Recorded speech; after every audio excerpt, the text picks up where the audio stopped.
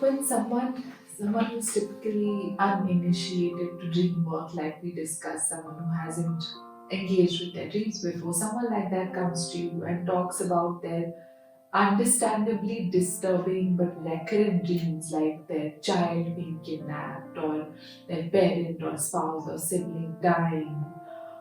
What do you say to them, and how do you get them to start engaging with their dreams? So, as I just mentioned, that a recurrent dream usually is very stressful.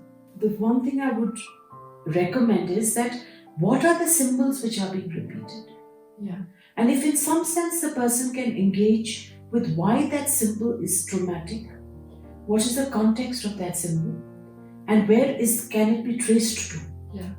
So, in some sense, you start interacting with the dream. Okay. And that is one way to address a recurrent dream, is to saying that it is, and usually it may be a wound or a sore, which is not healing. So, in some sense, by addressing that wound, it in whatever way you can possibly do, begins for some reason to quieten that wound, which is bleeding but not healed or attended to. Right. So, that's one way of dealing with a repetitive dream. Yeah. But there is another offshoot of that, is that when a person brings a dream, it is usually a very significant dream when the person brings it for the first time. Jung called it the initial dream, Right. the first dream the person brings. Yeah.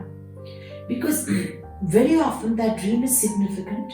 It may not be from the previous day, it could be way back from childhood. But in that dream, an entire biography starts unfolding Yeah. of what is it, the central angst of that person's life. Yeah. And that central angst could be a repetitive angst.